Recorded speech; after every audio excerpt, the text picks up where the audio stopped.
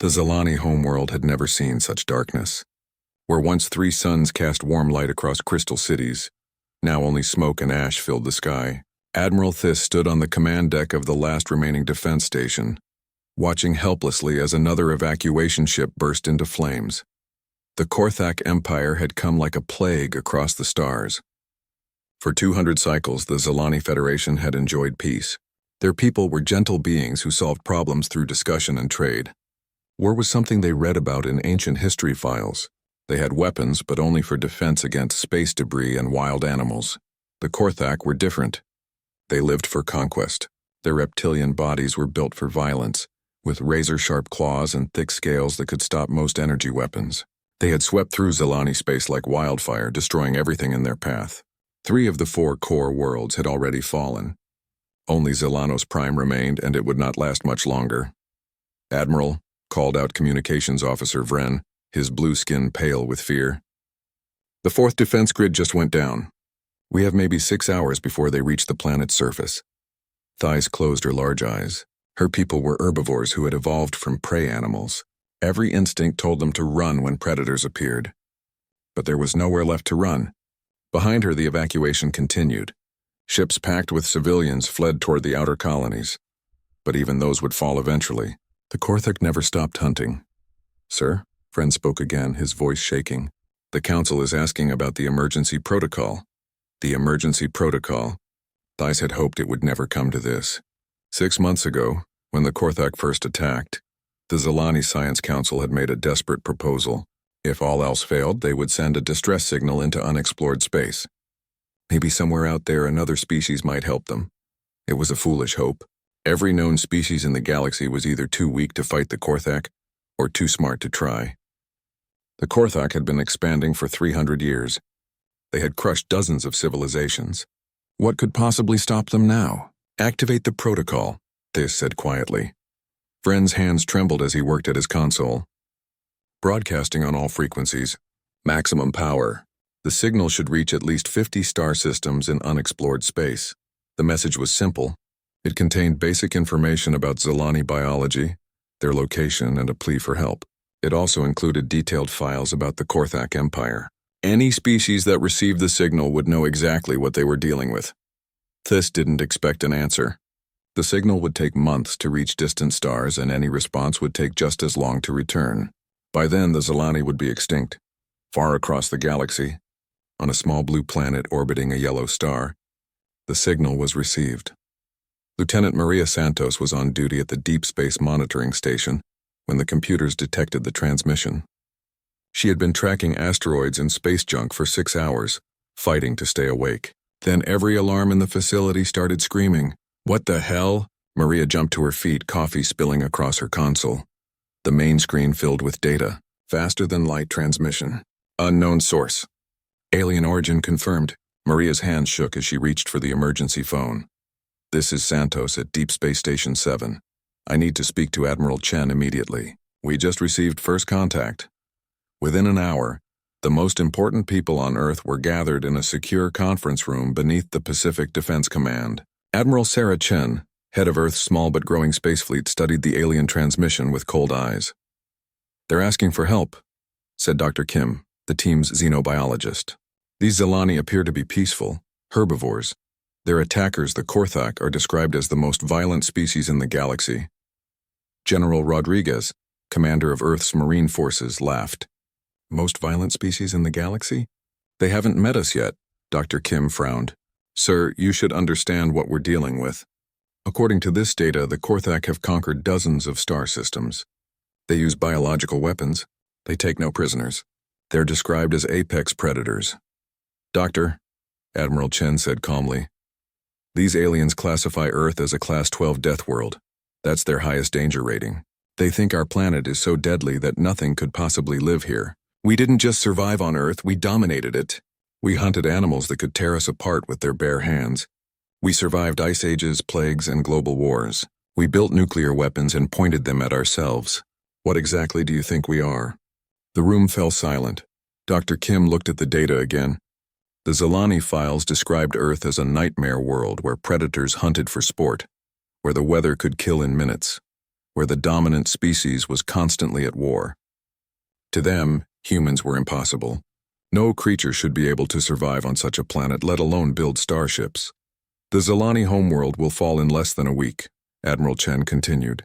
By the time we get there, millions will be dead. But we can still save the survivors and make sure this never happens again. General Rodriguez nodded. What are your orders, Admiral? Chen stood up, her face hard as stone. Prepare the 3rd Expeditionary Fleet, full battle loadout. We're going to show these Korthak what real predators look like.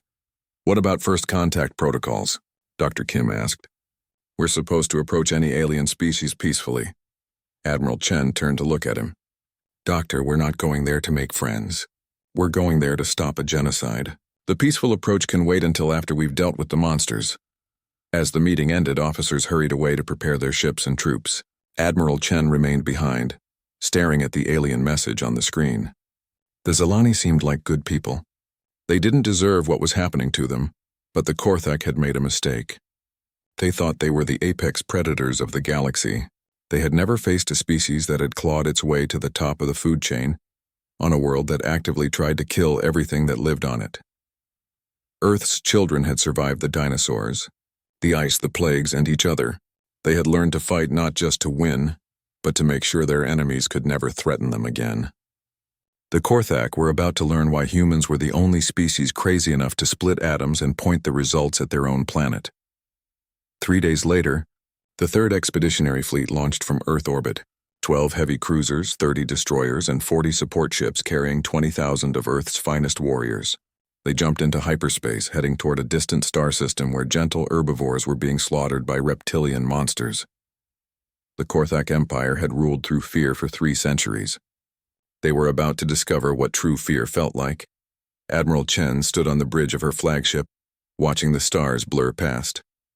Set course for Zilani space, she ordered. Maximum speed. And send a message ahead of us. What should it say? Asked her communications officer. Chen smiled, but there was no warmth in it. Tell them the cavalry is coming. The refugee ships appeared on the human fleet's sensors like wounded birds fleeing a storm. Dozens of Zilani vessels limped through space, their hulls cracked in bleeding atmosphere. Some were clearly civilian transports packed far beyond their normal capacity. Others were military escorts, their weapon systems dark and their armor scorched by enemy fire. Captain Marcus Torres stood on the bridge of the diplomatic vessel Harmony, studying the alien ships through the main viewer. After 3 weeks in hyperspace, the human fleet had finally reached the edge of Zilani territory. What they found was exactly what they had expected, a civilization in its death throes. Sir, reported Lieutenant Hayes from the communication station, I'm picking up distress signals from multiple ships. Some of them are barely holding together. Any sign of the attackers? Torres asked. Negative, sir. But there's a lot of debris in this system. Looks like there was a major battle here recently.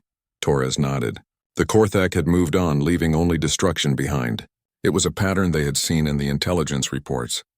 The Reptilian Empire didn't waste time occupying territory. They simply destroyed everything that might threaten them and moved to the next target. Open a channel to the lead refugee ship, Torres ordered. Let's see if we can help. The main screen flickered, then showed the interior of an alien bridge. Torres tried not to stare. The Zilani were unlike anything humans had imagined. They stood about 6 feet tall on 4 thin legs, with elongated necks that supported heads dominated by large, intelligent eyes. Their skin was a pale blue color, and they moved with the graceful caution of prey animals. The alien captain's multiple eyes widened when she saw Torres. You are not Zilani. What species are you? I'm Captain Torres of the Earth vessel Harmony. We received your distress signal and came to help. Are you in immediate danger? The Zilani captain stared at him for a long moment. Earth, but that is impossible. Our sensors show you come from a Class 12 death world. Nothing can live on such a planet. Torres smiled. We're humans, Captain. We're pretty good at living in impossible places. What's your status? I am Captain Liss of the refugee vessel Safe Harbor. We carry 15,000 civilians from the Zilani colony of New Haven. The Korthak destroyed our world 3 days ago. We are running low on supplies and fuel. We can help with that. But first, we need to know more about your situation. Can you put us in contact with your military command? Captain Liss hesitated. Admiral Thys commands our remaining forces from the Bright Star Station. But human.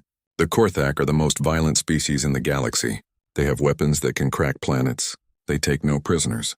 If you value your lives, you should flee this system immediately. Torres exchanged glances with his bridge crew. Several of them were trying not to smile. Captain Liss, we appreciate the warning, but we didn't come here to run.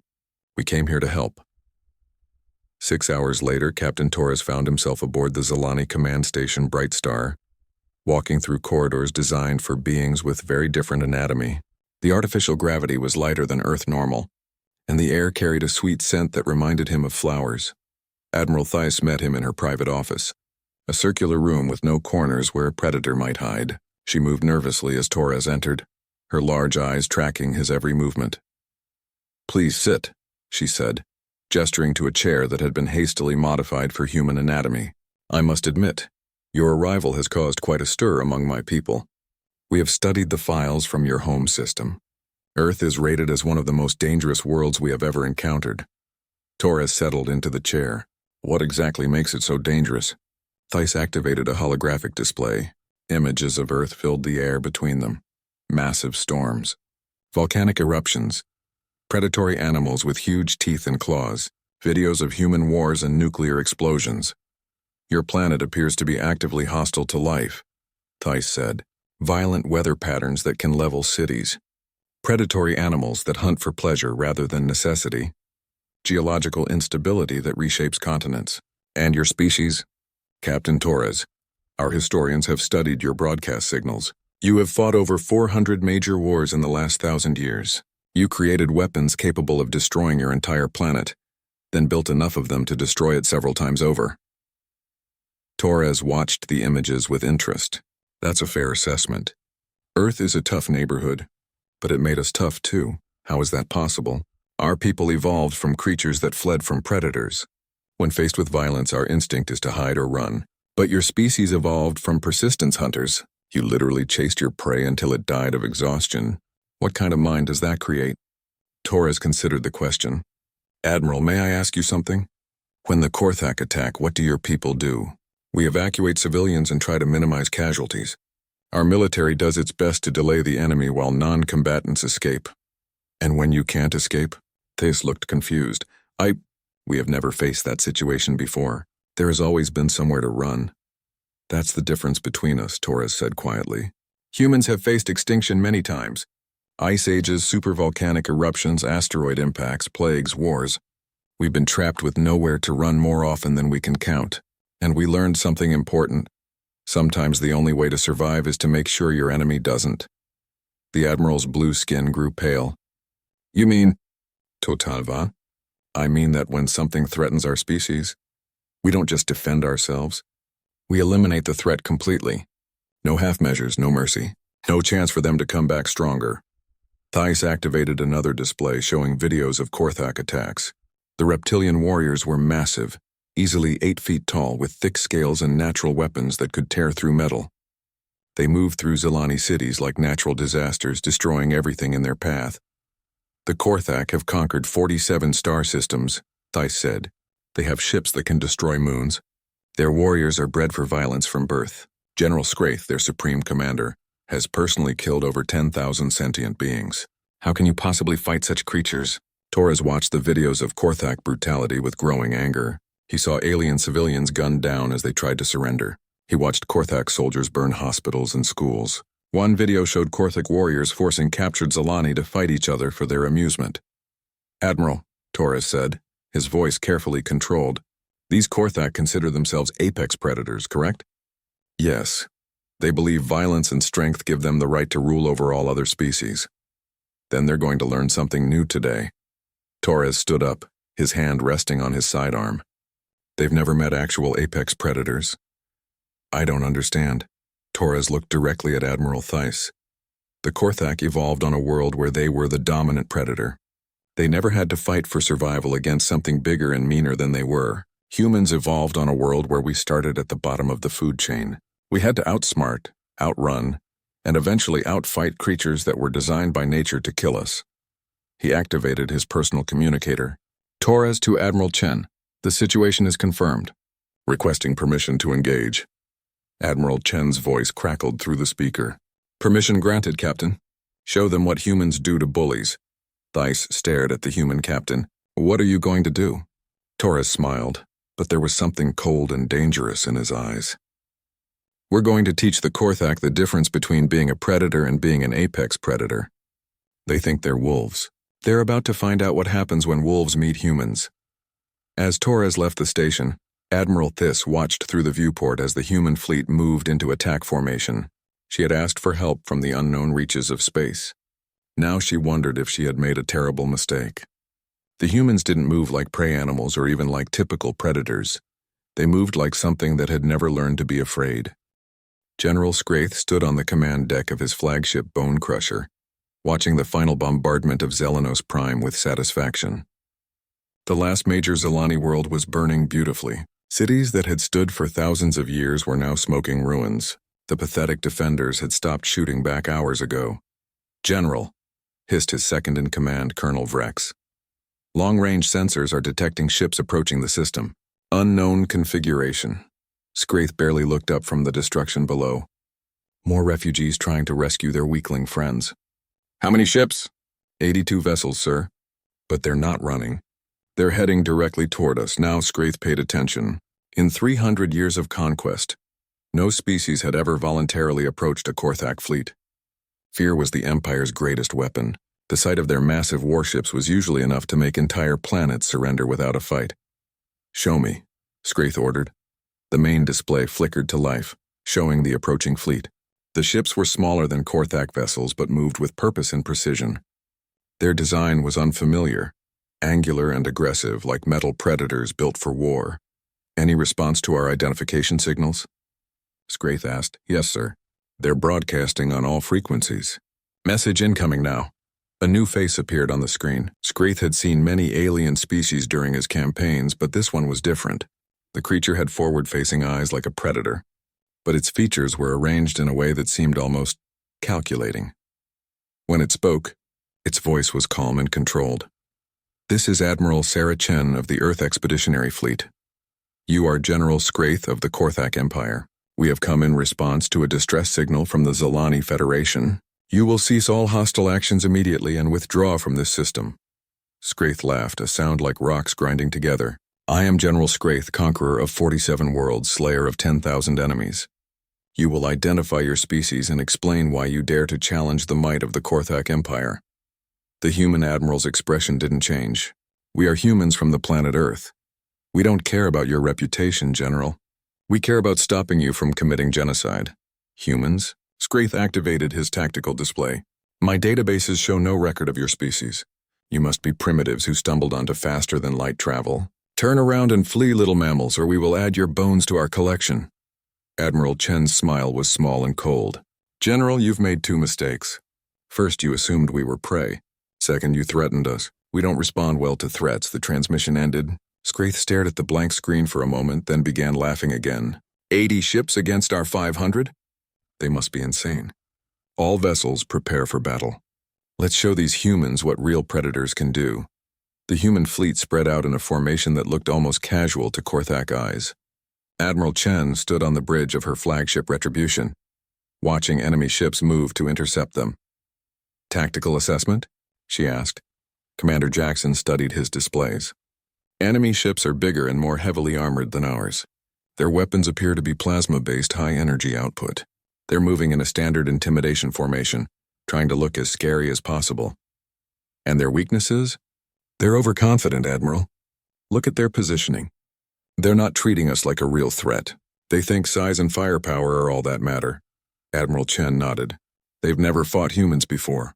They don't understand that we've been killing things bigger than us since we lived in caves. All ships weapons free. Show them what Earth's children can do. The battle began when the Korthak fleet opened fire at maximum range, hoping to destroy the human ships before they could close distance. Massive plasma bolts lanced through space, each one carrying enough energy to crack a moon. The human fleet didn't try to dodge. Instead, they flew directly into the barrage, their shields flaring but holding. Korthak gunners, used to enemies who fled at the first sign of violence, watched in amazement as the smaller ships shrugged off attacks that should have vaporized them. Impossible, Skraith roared. Increase firepower. Destroy them all. But the humans were already among them. Human ships were built for close combat, designed by a species that had learned to hunt in packs. They moved between the larger Korthak vessels like wolves among bears, striking at weak points with surgical precision. The first Korthak ship to die was the cruiser Throat Ripper. 3 human destroyers hit it simultaneously, their weapons targeting specific systems rather than trying to overpower its armor. The cruiser's engines failed first, then its shields, then its weapons. Within minutes, it was a dead hulk drifting through space. How are they doing this? Colonel Vrex demanded. Our ships are 3 times their size. Scraith watched another Korthak vessel explode. They fight like they know our ships better than we do. How is that possible? The answer was simple. Humans had been studying the Korthak for weeks, analyzing every piece of intelligence the Zilani had provided. They knew exactly where to hit to cause maximum damage. More importantly, they fought with a level of coordination that came from centuries of warfare against each other. Admiral Chen opened a channel to the enemy flagship. General Scraith, you can surrender now and save the lives of your crews. Scraith's image appeared on her screen, his reptilian features twisted with rage. The Korthak do not surrender. We are the supreme predators of the galaxy. No, Admiral Chen said quietly. You're bullies who pick on herbivores. There's a difference. The human admiral's expression changed. Where before she had looked merely determined, now she looked dangerous. You want to see real predators. Commander Vasquez, you're cleared for boarding operations. Commander Elena Vasquez grinned as she led her Marines toward the airlock. Behind her, 200 of Earth's finest warriors prepared for close combat. They had trained for this moment their entire lives, the chance to face alien monsters in battle. The first Korthak ship they boarded was the heavy cruiser Bone Naur. The Marines cut through the hull with plasma torches and poured into the ship's corridors. The Korthak crew, expecting to face frightened herbivores, instead found themselves fighting creatures that seemed to have no fear at all. Humans were smaller than Korthak warriors, but they moved faster and fought smarter. They used the ship's layout against its defenders, setting ambushes and forcing the reptilians to fight in confined spaces where their size was a disadvantage. Private Rodriguez found himself face-to-face with a Korthak warrior in the ship's armory. The alien was 8 feet tall with claws that could tear through steel. It lunged at him with a roar that would have sent most species running in terror. Rodriguez didn't run. He stepped aside, let the creature's own momentum carry it past him, then put 3 shots into its back. As it fell, he looked down at the dying alien with something like pity. You picked the wrong species to mess with, he said quietly. Throughout the ship, similar scenes played out. The Korthak had evolved to dominate through intimidation and brute force. Humans had evolved to kill efficiently and without mercy when threatened. It wasn't even close to a fair fight. Within an hour, 5 Korthak ships had been boarded and captured. Their crews were either dead or prisoners. The rest of the enemy fleet began to pull back, something that had never happened in Korthak military history. General Scraith watched his mighty fleet retreat and felt something he had never experienced before. Fear. These humans didn't fight like any species he had encountered. They moved with purpose, struck with precision, and showed absolutely no mercy to enemies who threatened innocent civilians. Sir, Colonel Vrex reported, his voice shaking, the humans are broadcasting a message to our fleet. Admiral Chen's face appeared on every Korthak ship's communication system. General Scraith, this is your final warning. Withdraw from Zilani space immediately, or we will destroy every ship in your fleet. You have 10 minutes to decide. Scraith looked around his command deck at his terrified officers. For 3 centuries, the Korthak had been the hunters. Now, for the first time, they were the prey. All ships, he ordered reluctantly, prepare to withdraw. As the Korthak fleet limped away from Zelanos Prime, Admiral Chen watched them go with cold satisfaction. But this was just the beginning. The Reptilian Empire had committed genocide against peaceful civilians. That was something humans could never forgive or forget. Admiral, Commander Jackson reported, the enemy fleet is retreating. Do we pursue? Chen looked at the burning planet below, at the refugee ships fleeing through space, at the evidence of Korthak brutality. Oh yes, Commander, we pursue. But first send a message to Earth, tell them we're going to need more ships. The hunt was just beginning. The word spread through the Korthak Empire like wildfire. The Bone Crusher fleet had been defeated. Not just defeated, humiliated. General Scraith, the conqueror of 47 worlds, had fled from a smaller force of unknown aliens. At first, the other Korthak commanders refused to believe it. Skraith was their greatest general, and the Bone Crusher fleet was their most powerful armada. How could 80 primitive ships destroy 500 Korthak warships? Then the videos arrived. Surveillance footage from the battle showed human ships moving through Korthak formations like predators among prey. The recordings of human boarding parties were even more disturbing. These creatures fought with a level of violence that impressed even the war-loving Korthak. But what truly frightened the reptilian commanders was the humans' complete lack of fear. Admiral Thys watched the same footage from her command station, but her reaction was very different. For the first time in months, she felt hope. The gentle Zelani had found protectors who were even more dangerous than their enemies. "Admiral," her communications officer reported, "we're receiving a transmission from the human fleet." Admiral Chen appeared on the main screen, her expression serious but not unkind. "Admiral Thys, we've driven the Korthak fleet from your system.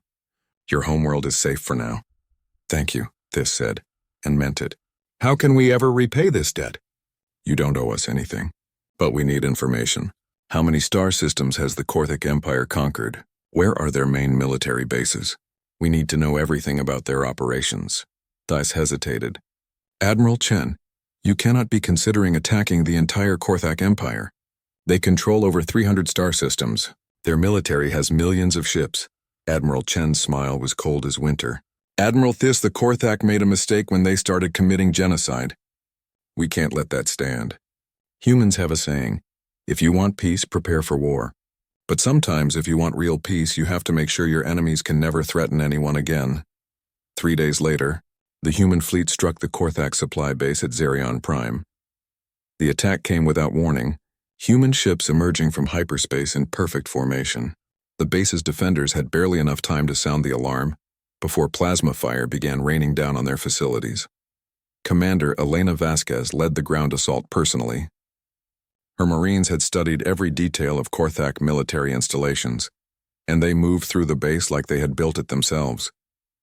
The reptilian defenders fought bravely, but they were facing soldiers who had trained their entire lives for exactly this kind of operation. "Demolition team to the reactor core," Vasquez ordered over her comm.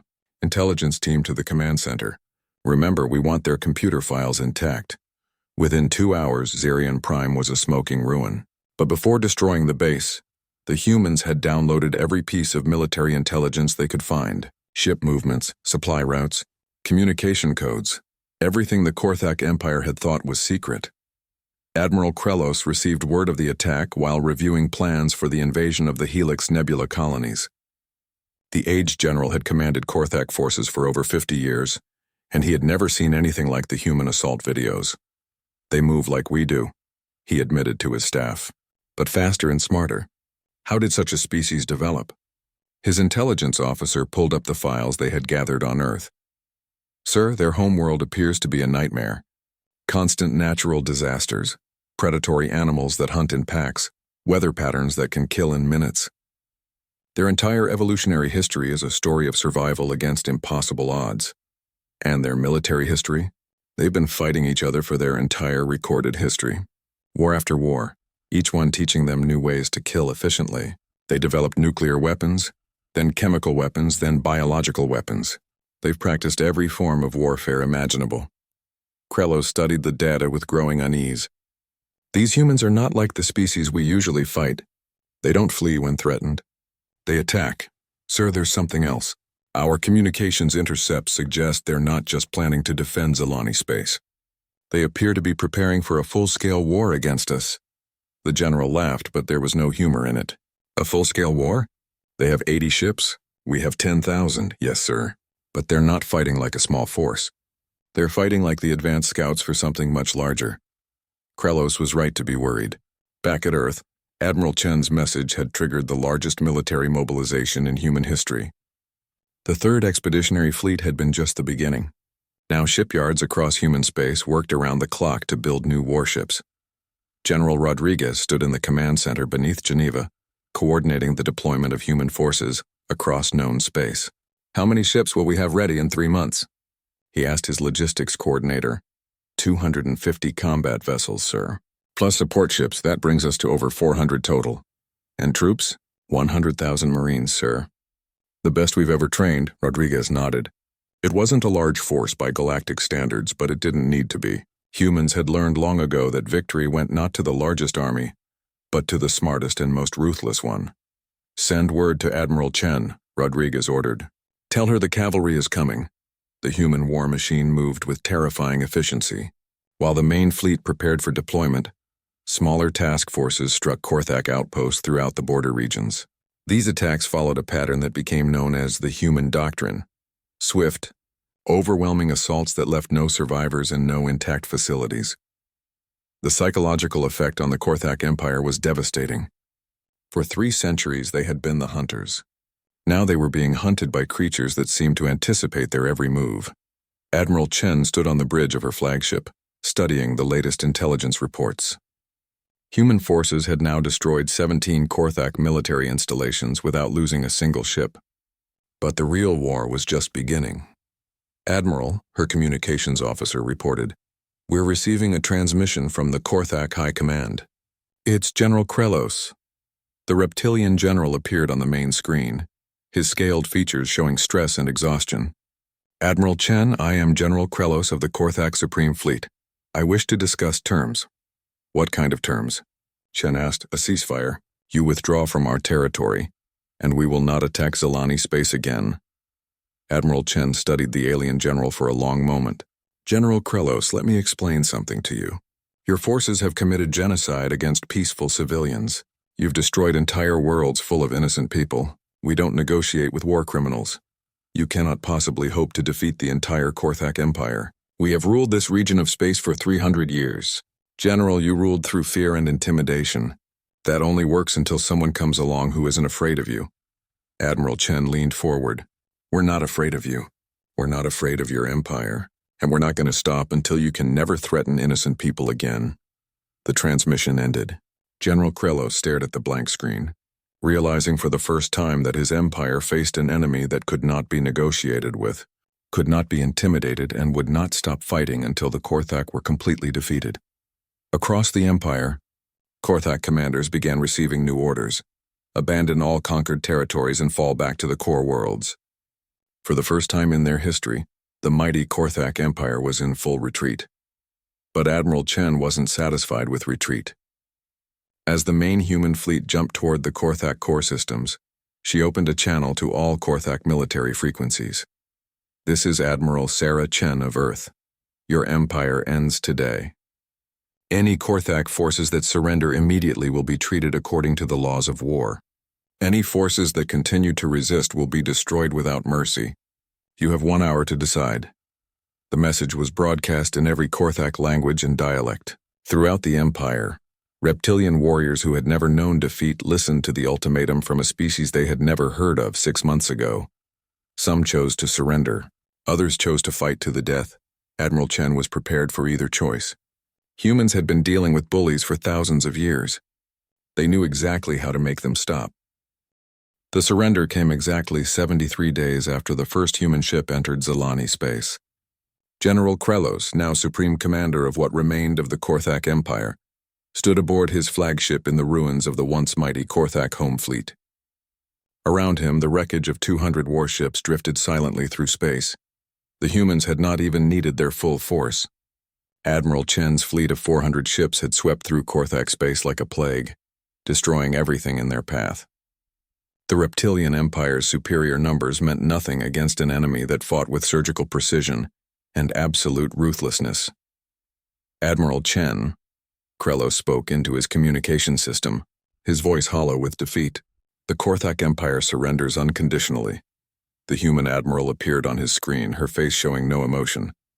"General Krelos, you will order all Korthak forces to stand down immediately. Any ship that continues to fight will be destroyed." "It is done." "What are your terms?" Admiral Chen studied the broken general for a moment. "Complete disarmament of all Korthak military forces. Immediate withdrawal from all conquered territories. War crimes trials for all officers involved in genocide. And reparations to every species you've harmed." Krelos closed his eyes. "You are asking us to dismantle our entire civilization." "No, General. We're asking you to stop being monsters. There's a difference, and 3 months later, Admiral Thys stood in the restored council chamber on Zelanos Prime, watching the ceremony that marked the official end of the HFY War. The chamber had been rebuilt exactly as it was before the attack, but everything else had changed. The Zelani Federation now controlled territory that stretched across 50 star systems, all of it liberated from HFY rule. The grateful survivors of a dozen species had joined the Federation, seeking the protection of their human allies. "Admiral Thys," a familiar voice said behind her. She turned to see Admiral Chen approaching, still wearing the simple gray uniform of Earth's military. The human looked tired but satisfied. "Admiral Chen, I wanted to thank you again for everything you've done for us." Chen shrugged. "We did what needed to be done. How are the reconstruction efforts going?" "Better than we hoped. The humans you left behind are remarkable teachers. They're showing us things about defensive warfare we never imagined possible." It was true. Human military advisors were now stationed throughout Zelani space, training the gentle herbivores in the arts of war. Not to conquer, but to defend. Never again would the Zelani be helpless against predators. "Admiral," Thys said carefully, "the Federation Council has prepared a formal offer. We would be honored if humanity would consider joining our alliance." Admiral Chen smiled but shook her head. "We appreciate the offer, Admiral, but humans work better as independent allies than as members of larger organizations. Too much history of not playing well with others. Then what will you do now? The HFY are defeated. Your mission is complete." Chen looked out through the chamber's great window at the stars beyond. "There are a lot of star systems out there, Admiral. A lot of species we haven't met yet. Some of them might be peaceful like you. Others might be predators like the HFY. Either way, they'll know that humans are watching." As if to emphasize her point, a human patrol ship passed by the window, its sleek hull marked with Earth's insignia. It was one of dozens that now patrolled the border regions, making sure that nothing like the HFY Empire could rise again. "What about the HFY themselves?" Thys asked. "What happens to them now?" "They're learning to be civilized. It's a slow process, but they're making progress. Turns out that when you take away their weapons and force them to work for their food like everyone else, they're not nearly as scary." The transformation of the HFY people had been one of the most remarkable aspects of the post-war period. Without their military hierarchy and culture of conquest, the reptilian species was slowly discovering other ways to live. Former warriors now worked in construction, helping to rebuild the worlds they had destroyed. It was a harsh justice, but it was justice. "Admiral Chen," Thys said, "may I ask you something personal?" "Of course. When you first arrived, I was terrified. Not just of the HFY, but of you. Your species seemed as violent as theirs, just more intelligent about it. Was I wrong to be afraid?" Admiral Chen considered the question carefully. "No, Admiral. You weren't wrong. Humans are probably the most dangerous species you'll ever meet.